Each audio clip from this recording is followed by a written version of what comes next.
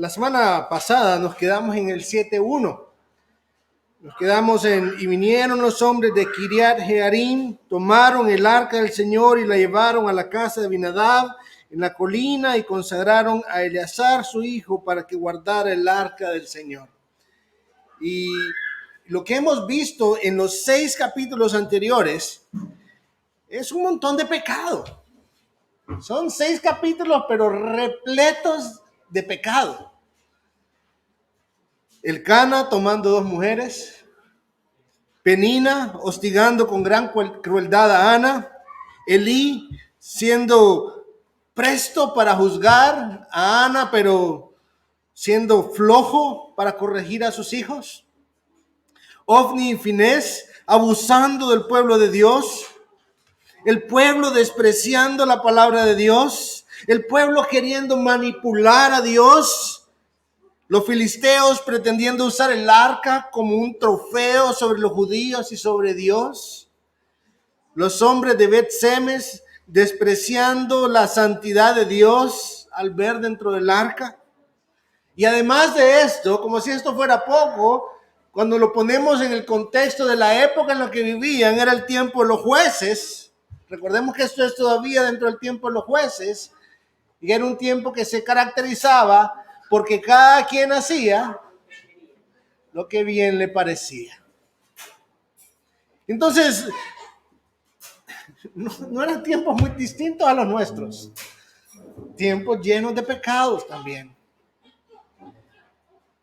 Y hoy vamos a enfocarnos en el capítulo 7 y vamos a ver en este capítulo cómo Dios renueva a su pueblo.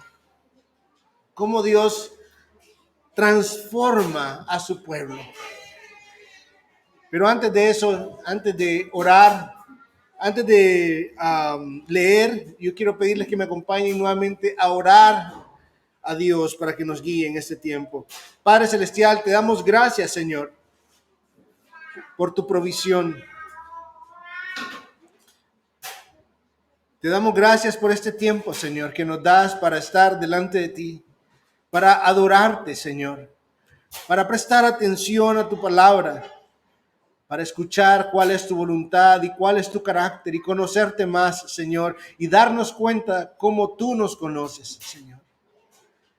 Pero también, Padre, para ser transformados por tu palabra. Concédenos hoy corazones listos, deseosos, dispuestos, Señor, a tu palabra. Concédenos, Señor, que no haya estorbo en nuestros oídos para escuchar lo que tú tienes en tu palabra para nosotros, Señor. Te pedimos, Padre, que nos permitas con humildad presentarnos delante de ti, deseosos, Señor, de saber lo que tienes que decirnos en Cristo Jesús. Amén. Vamos a leer la palabra de Dios, hermanos. Vamos a arrancar desde el versículo 2. Dice, y sucedió que pasó mucho tiempo, 20 años, desde el día en que el arca quedó en Kiriat Jearim, y toda la casa de Israel añoraba al Señor.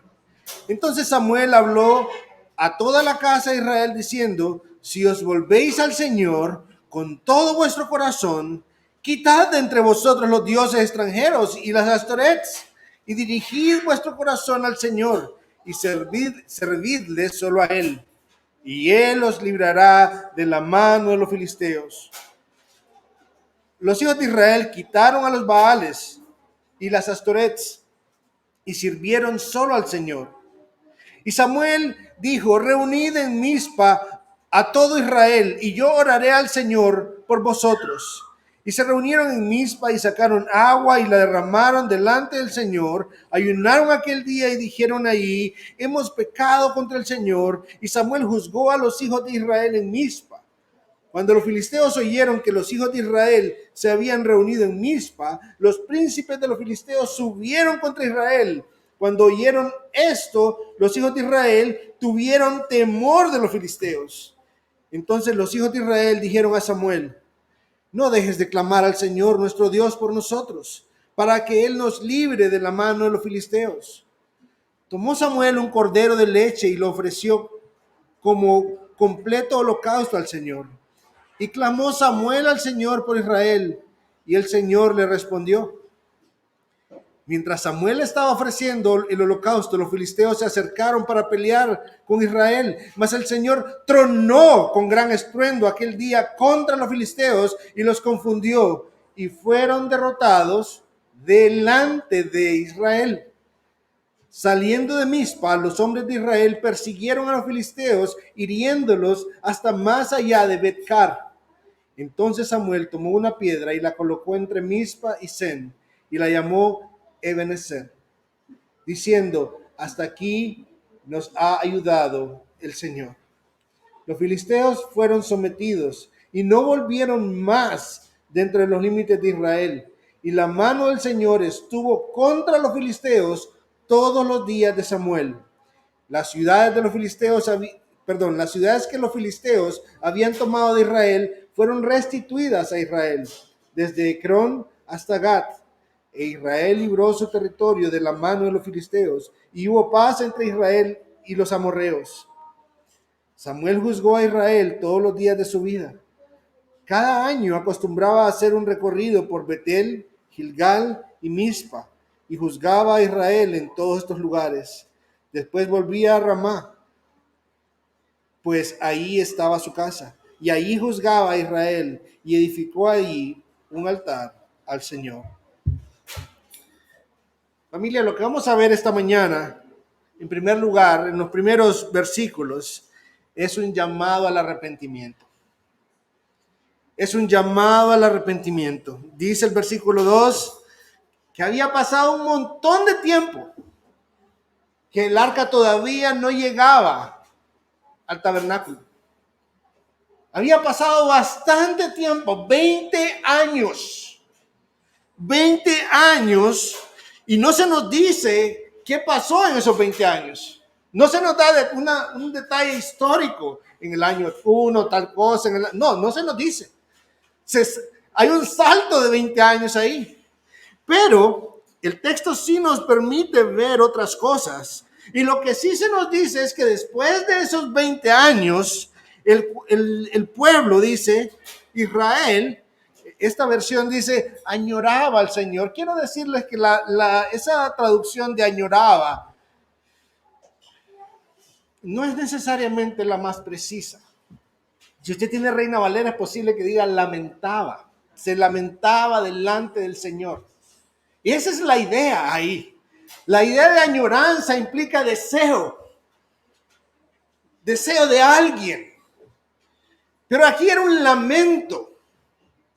Era un lamento por las condiciones que habían. Y si bien es cierto, hay cierta similitud, cierta área en la que esas palabras pueden parecerse, pero son distintas. Y lo que estaba sucediendo ahí era un lamento. Un lamento como de repente podría ser como el de los filisteos. No sé si recuerdan. Los filisteos se lamentaron por lo que sucedía. Pero también podría ser un lamento guiado por Dios. El texto no nos da más información. El texto no nos dice, entonces nosotros no vamos a ir a empezar a inferir cosas que el texto no nos da. Pero sí vamos a fijarnos en lo que el texto sí nos dice. Y desde el versículo 3, lo que nos dice es que hubo una respuesta a ese lamento. Y esa respuesta es provisión de Dios. Porque quien responde ahí es Samuel. Samuel, este ya no era el niño. Ya no era el niño que servía, habían pasado 20 años ya. Y 20 años ya no se le llamaba niño, sino joven. Muy probablemente era un Samuel de más de 30 años ya. Ya este era un hombre, el hombre que había servido como sacerdote en el tabernáculo, que sirvió como juez y que sirvió a su pueblo como profeta. Y dice que entonces Samuel habló. ¿Y qué pasó en esos 20 años? El texto no nos da ese detalle, pero sí nos dicen qué resultaron esos 20 años. Lo que había resultado es que habían dado la espalda al Señor. Si se fijan los versículos del 3 al 6, pueden ver ahí con claridad que este pueblo había dado la espalda al Señor. Habían tomado para sí otros dioses. Baales y Astorets. Baal, en aquel entonces, un Baal era un dios masculino. Un Baal era parecido al dios Dagón de los filisteos. Eran dioses de la productividad, de la agricultura, de los granos, de los alimentos. Ese era un Baal. Y los Astorets eran dioses femeninos. Y eran dioses que tenían que ver con la fecundidad, con la fertilidad de la mujer, con la fertilidad del hombre. Y la mezcla de estos Baales y Astorets implicaba ritos que este pueblo había adoptado que tenía que ver con fornicación. Entonces, esto es importante entenderlo para que veamos lo que va a suceder a continuación. El asunto es que habían tomado para sí estos dioses, que ni siquiera eran dioses que ellos mismos habían elaborado, como el becerro. No, estos eran dioses, digámoslo así, alquilados o prestados de los pueblos paganos que tenían alrededor. No solo eso, habían dejado de servir a Dios, el único Dios verdadero. Y no solo eso, seguían en conflicto con los filisteos. Seguían en esa misma situación. Pero el texto nos dice que después de estos 20 años había un lamento. Y la manera como Dios responde hacia este lamento es a través de Samuel. A través de una predicación. A través de la palabra de Dios por medio de Samuel. ¿Y qué dice Samuel? Vuélvanse a Dios. Vuélvanse a Dios. Miren lo que dice ahí. Si os volvéis al Señor con todo vuestro corazón. ¿Qué está diciendo? Eso es un llamado a volverse a Dios. Ahora, le está diciendo, si realmente ustedes se vuelven a Dios, desháganse de sus dioses. Ni siquiera son suyos. Dirijan su corazón al único Dios verdadero. Sirvan a Dios. Este era un llamado al arrepentimiento. Este era un llamado no a lloriquear. Por alguna razón, en esta época, hemos confundido arrepentimiento con lloriqueos. El arrepentimiento no necesariamente tiene que ver con lágrimas. Arrepentimiento implica un cambio interno que se evidencia de una manera externa. A veces incluye lágrimas. A veces incluye lágrimas. Pero arrepentimiento implica que Dios obra en nosotros un cambio en la manera de pensar. Un cambio en la manera de ver las cosas, de ver la creación, de ver a Dios, de ver al mundo, de vernos a nosotros mismos, de ver a la iglesia, de ver a nuestra familia, de ver a la sociedad, de ver a las autoridades. El arrepentimiento es el cambio que Dios hace en nuestra manera de pensar.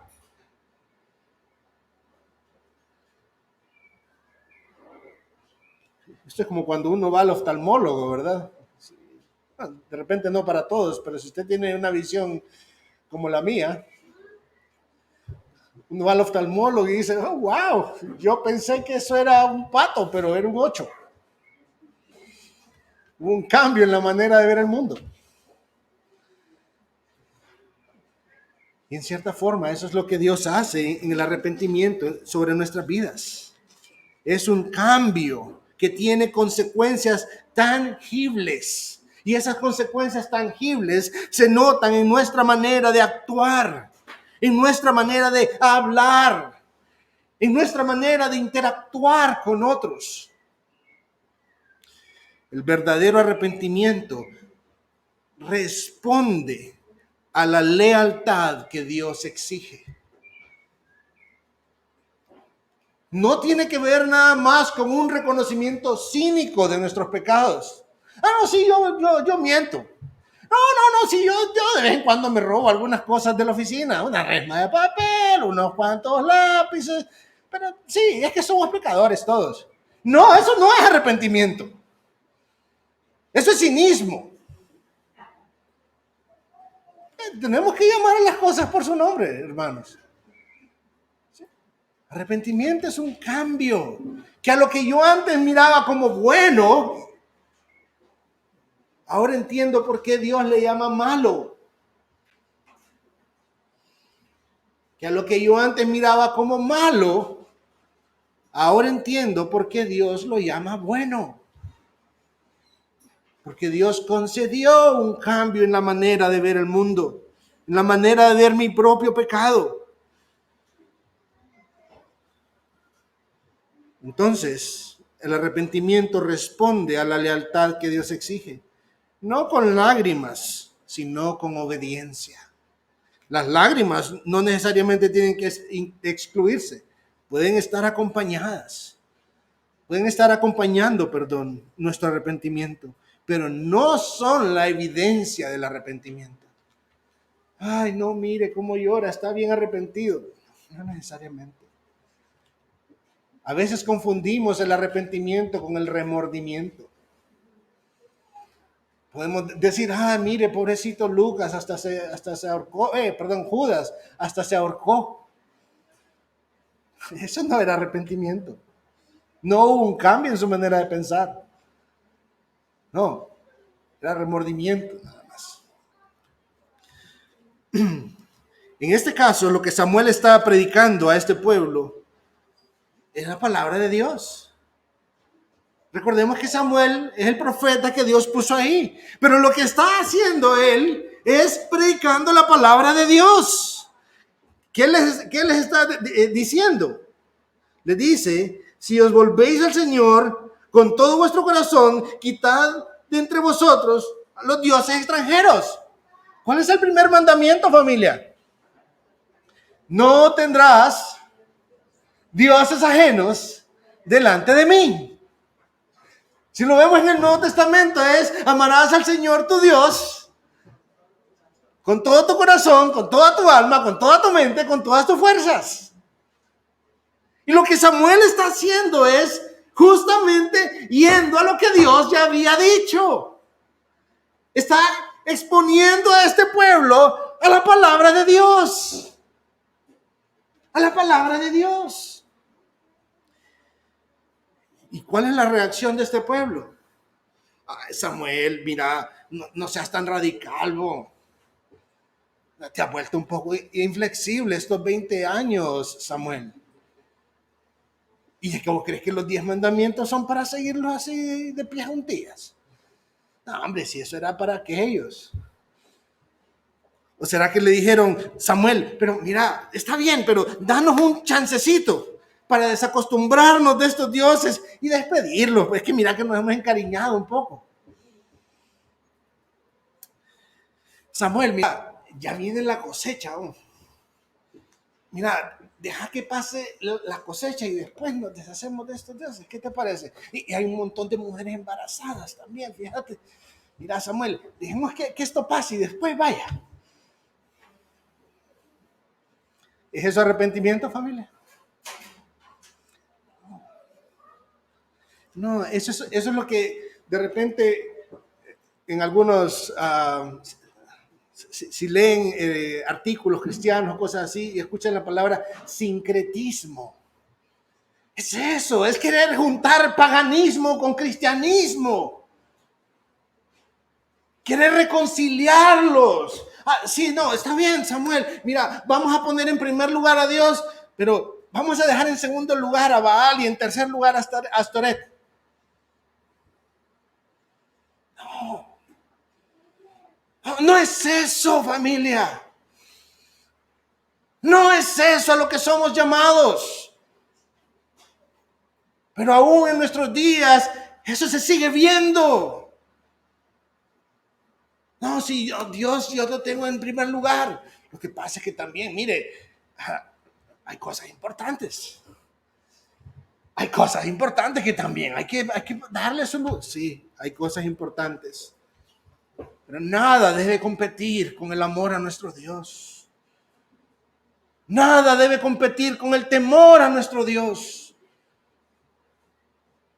Y a veces nuestra vida da evidencia de amores luchando por el primer lugar, o temores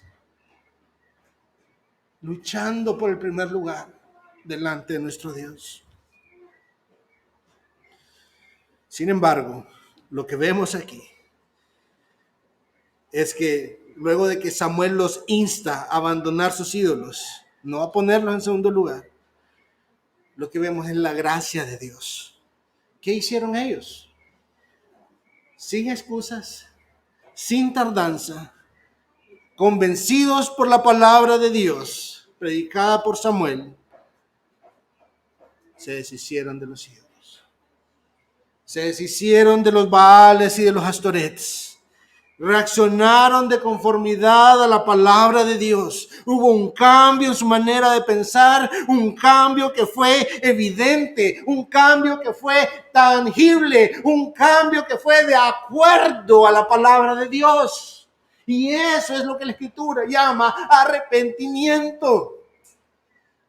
Hubo arrepentimiento aquí. Hubo un cambio. Hubo una transformación. Y Samuel viene y le dice, ok, reúnanse porque vamos a orar. Voy a orar por ustedes. Y ellos dicen, pero mira, Samuel, es que no, un cambio, familia. Si para ellos la devoción a Dios en 20 años había sido tirada al piso, en este momento cambió. Cambió.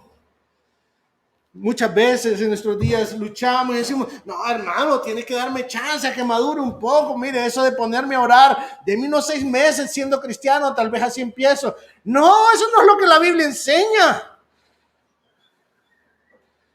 Eso no es lo que la Biblia enseña.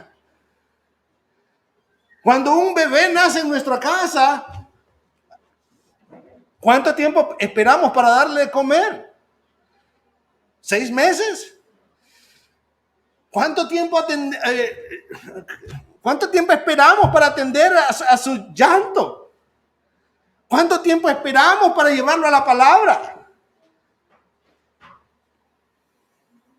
Voy a repetir esa última. ¿Cuánto tiempo esperamos para llevarlo a la palabra? No, es que no entiende. ¿Y quién de nosotros entiende, familia?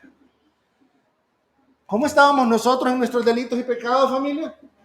¿Y desde cuándo un muerto entiende, familia?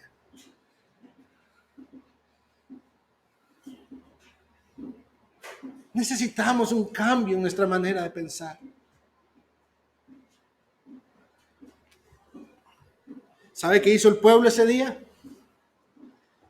Ese día el pueblo fue y oró. Samuel oró por ellos.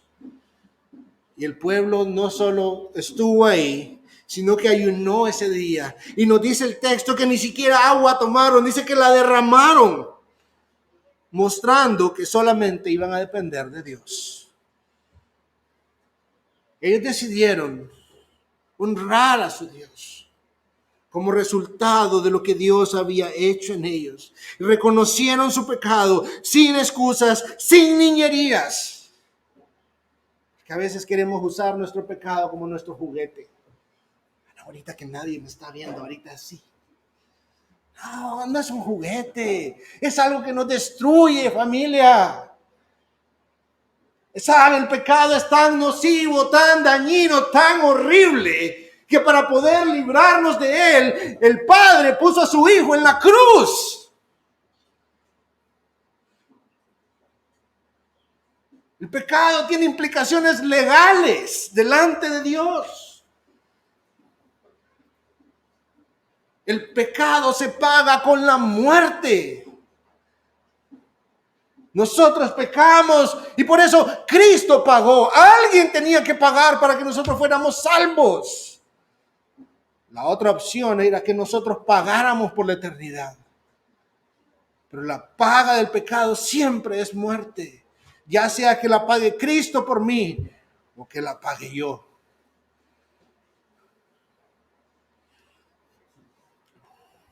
Este pueblo reconoció su pecado, sin dilaciones, sin retrasos, sin excusas, sin niñerías. Se expusieron a la luz. La luz mostró su pecado y ellos confesaron y se apartaron y Dios los limpió y los perdonó. Como leía Rudy esta mañana en Primera de Juan. Justo así. Ahora, nuestro arrepentimiento siempre va a ser puesto a prueba. La Escritura dice que somos conocidos por nuestro fruto. Y es justo lo que vemos de los versículos 7 hasta el 11.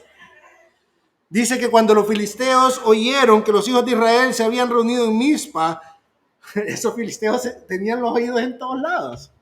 Ellos siempre se dan cuenta de todo. ¿Qué hicieron? Se movilizaron.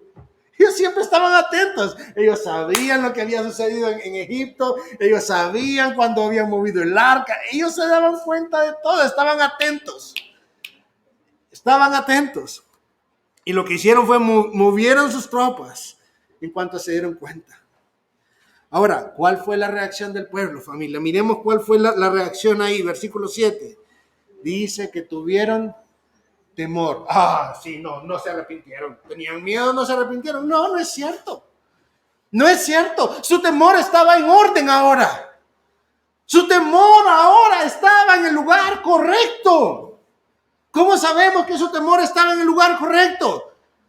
Hubo un temor mayor. No hicieron lo que hicieron en el capítulo 4. ¿Se acuerdan qué hicieron ellos en el capítulo 4, familia? No, vamos y peleemos. ¡Bum! Murieron un montón. No, entonces ahora llevemos el arca. ¡Bum! Murieron muchos más.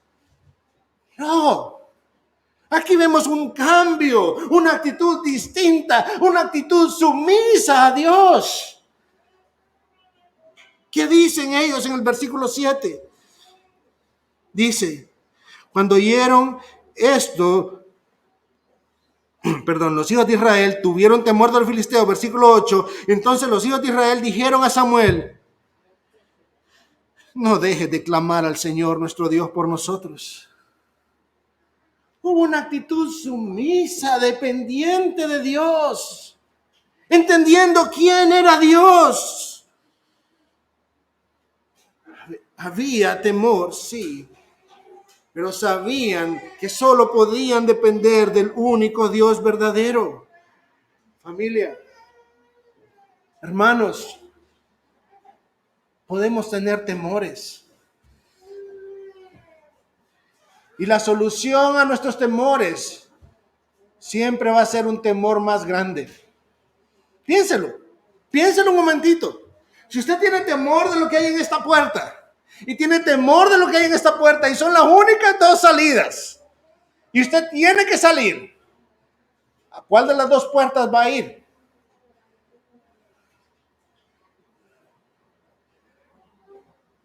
¿Cuál de las dos puertas va a guiar sus decisiones? Va a ser aquella puerta en la que usted encuentra mayor temor. Pues esto es lo que vemos acá. Recordemos lo que hemos visto anteriormente. El temor a Dios no es un temor que nos paraliza, ni que nos aleja de Él. El temor a Dios es un temor que nos rinde a Él, que nos lleva a Él, que nos hace depender de Él. Y eso es lo que vemos aquí. Este pueblo aprendió su lección. Y ahí podemos ver gracias de Dios. Este pueblo ahora está dependiendo de Dios. Una gran diferencia si lo comparamos con el capítulo 4.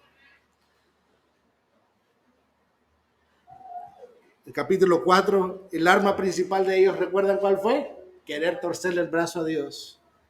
El capítulo 7, el arma principal de ellos se llama dependamos de nuestro Dios en oración. ¿Qué hizo el Señor? El Señor también respondió. ¿Cómo respondió? Dice que tronó fuertemente.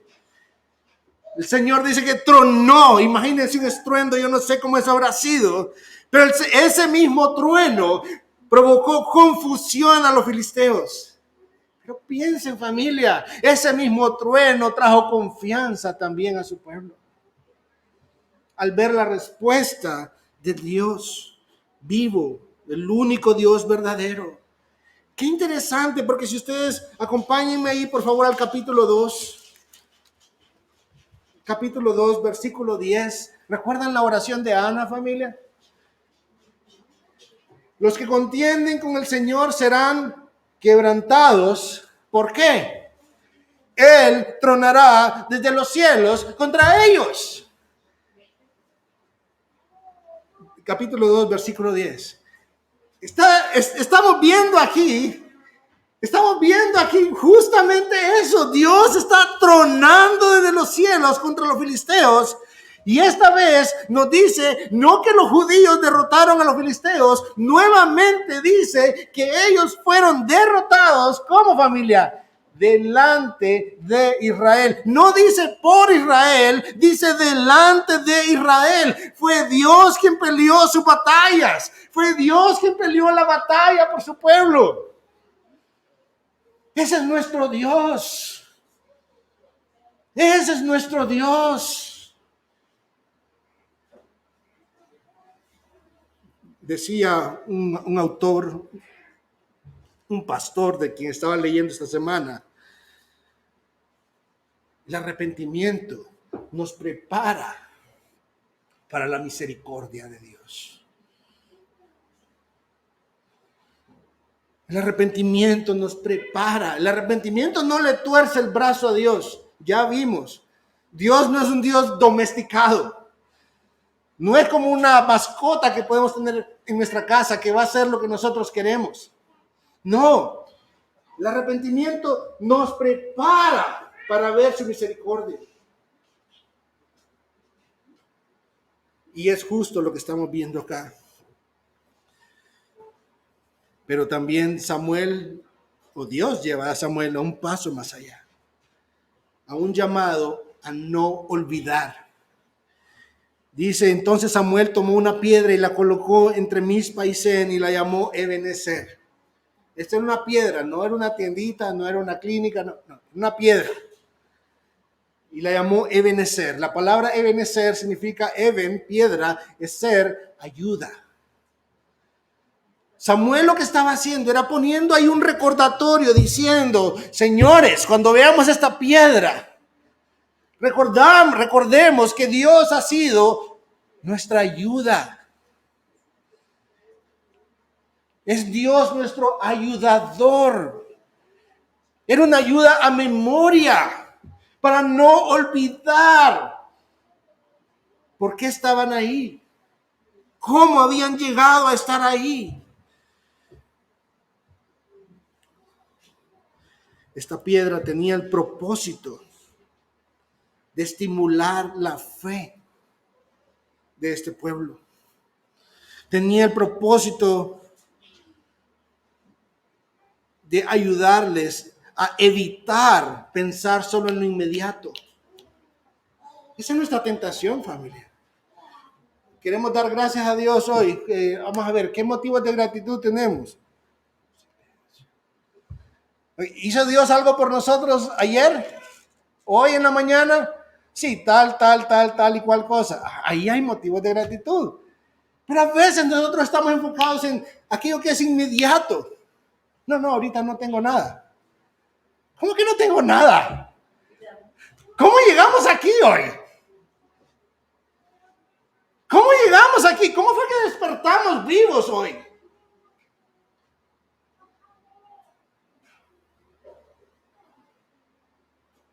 Porque ha sido Dios. Tenemos siempre motivos de gratitud y lo que Samuel estaba haciendo ahí era poniendo una piedra para ayudarles a recordar, es Dios el que nos ha ayudado en todo este proceso. No lo olvidemos. No lo olvidemos. Ahora, en todo este proceso, ¿qué era? ¿Derrotar a los filisteos? No. 20 años de la gloria de Dios ausente los llevaron a clamar a Dios. ¿No es eso gracia, familia? La predicación de Samuel los llevó al arrepentimiento. ¿No es eso gracia, familia? La derrota de los filisteos, que fue Dios derrotándolos realmente, los humilló y los ayudó a entender quién era el único Dios verdadero. ¿No es eso gracia, familia? Y encima de esto los hizo recordar cómo el mismo Dios había sacado a sus padres antiguos de Egipto. ¿No es eso gracia, familia? Porque si no, ellos todavía estarían en Egipto, siendo esclavos.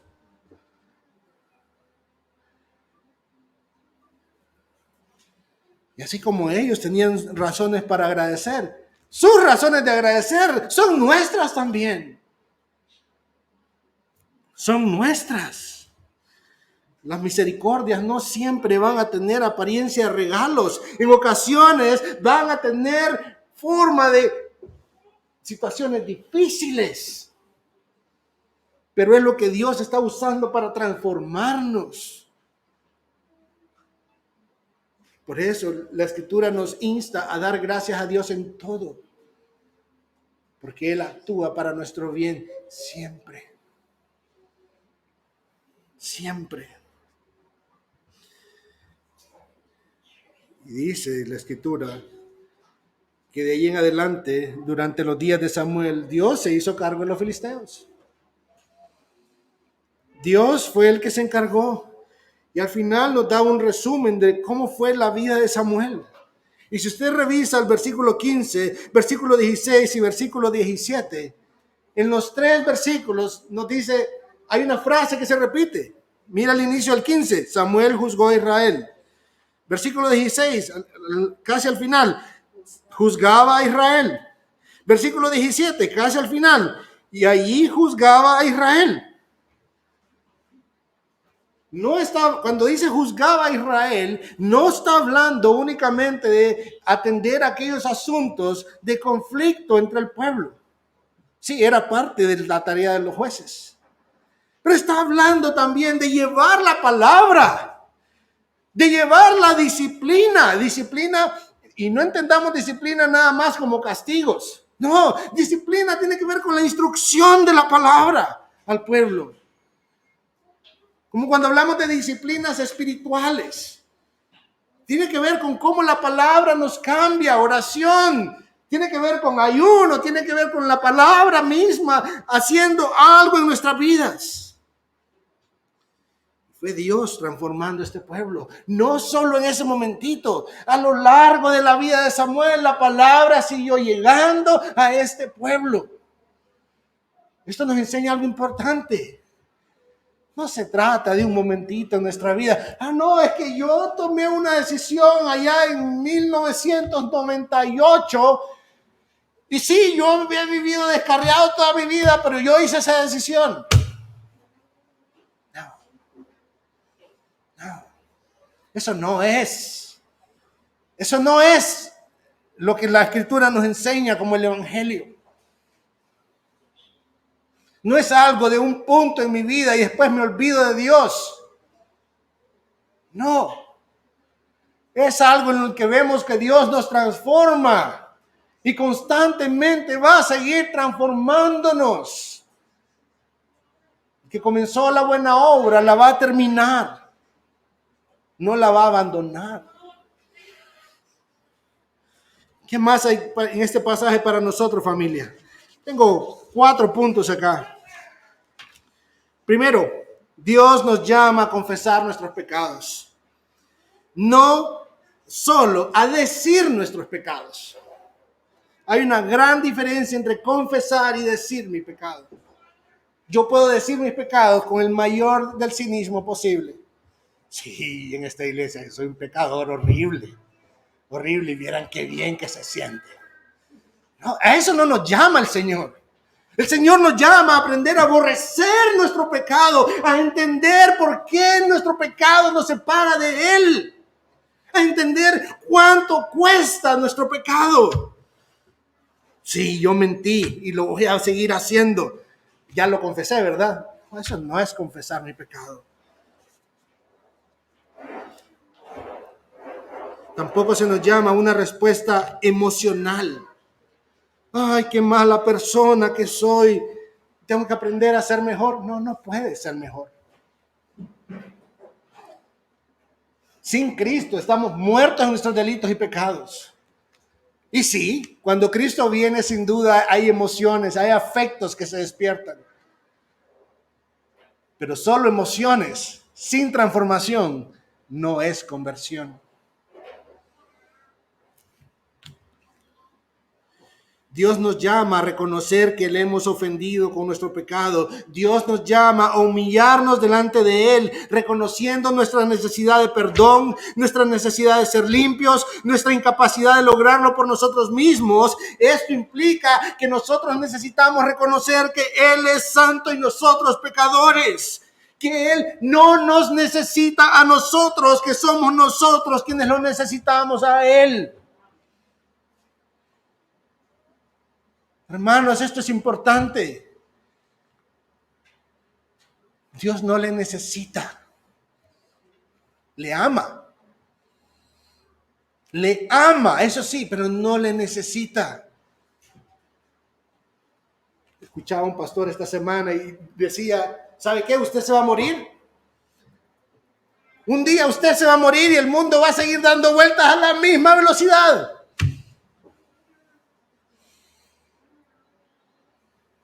Dios no me necesita.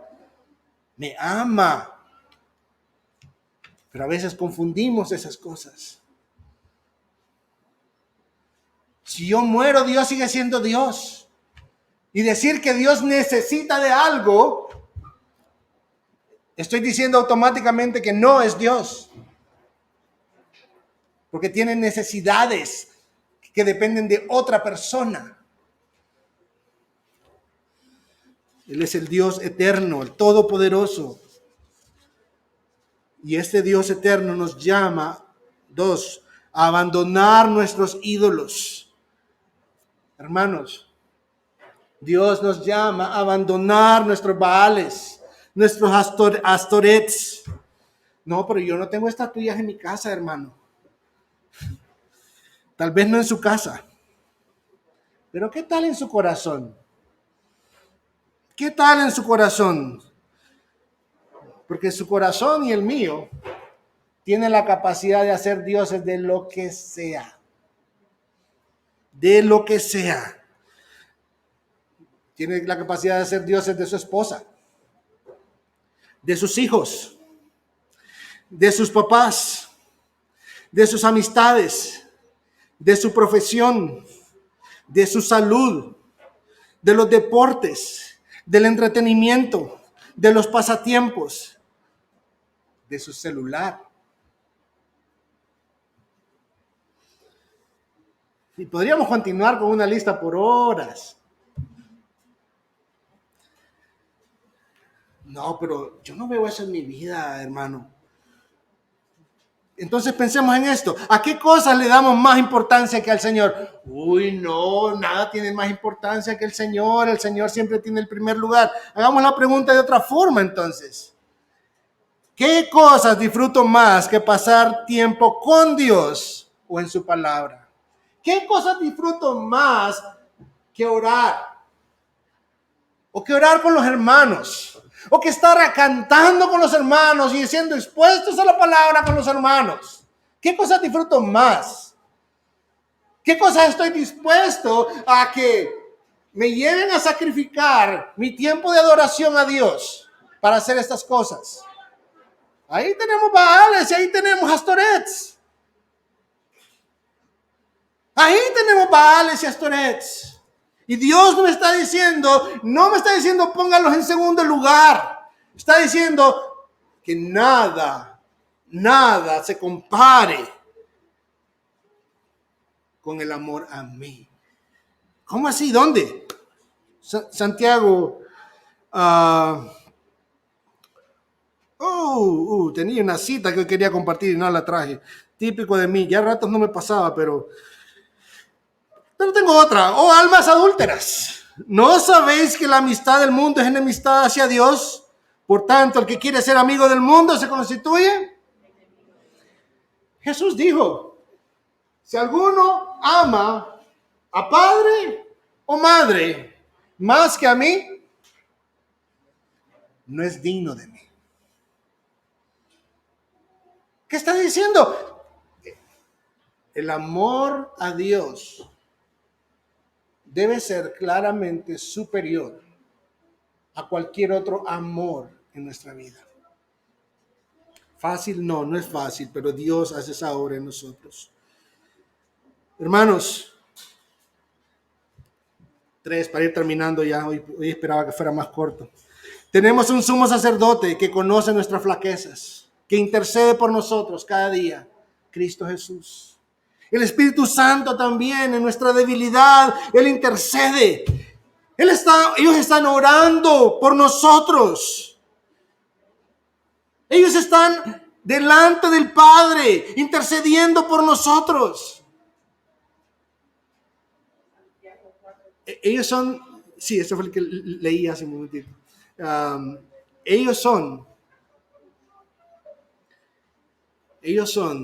a quienes está apuntando Samuel en este pasaje. Tenemos nuestros intercesores. Corramos a ellos, dependamos de ellos. Último, nosotros tenemos también nuestros propios Ebenezer. Y estos Ebenezer son provistos por Dios. Él nos ha dado el bautismo. Él nos ha dado la cena del Señor. Próxima semana, hermanos. Próxima semana vamos a estar participando en la cena del Señor. Y se nos dice que cada vez que lo hagamos ¿cómo? En memoria de Él. Es nuestro Ebenezer. ¿Y qué más grande ayudador que Cristo Jesús en la cruz? Así que esta semana, familia, piense en eso. Piense que vivimos en el presente, pero con nuestra vista en el pasado, para poder estar firmes para el futuro. Estas palabras no son mías, le escuché a un buen predicador esta semana. No limitemos nuestra gratitud a lo inmediato. Pensemos en todo lo que Dios ha hecho. Pensemos cómo esas palabras son para nuestro beneficio. Y la próxima semana, cuando estemos participando de la cena del Señor, que podamos recordarla y decir, realmente podemos recordar lo que Cristo hizo en la cruz y que hasta aquí nos ha ayudado. Acompáñenme a orar. Padre Celestial, gracias te damos, Señor. Gracias te damos porque eres tú el que nos ha concedido arrepentimiento, Señor. Gracias te damos porque has sido tú el que ha transformado nuestros corazones, nuestras mentes, Señor. Y lo sigues haciendo. Y te suplicamos, Padre, que nos concedas corazones contritos y humillados por causa de nuestro pecado. Que nos ayudes a aborrecer nuestro pecado. Que nos ayudes a sacar nuestros ídolos para servirte a ti únicamente, Señor. Y sabemos, Señor, que es al servirte a ti que tú pones en orden el resto de nuestra vida, Señor. Que tú pones en orden nuestros amores, nuestros temores, aún nuestros deleites, Señor. Te damos gracias por la obra de Cristo Jesús. Te damos gracias por la obra de tu Santo Espíritu en nuestras vidas. Y te suplicamos, Señor, que nos lleves de la mano para seguir dependiendo de ti. En el nombre de Cristo oramos. Amén y amén. Familia, pongámonos de pie y respondamos a nuestro Dios cantando, Señor, mi Redentor y Roca.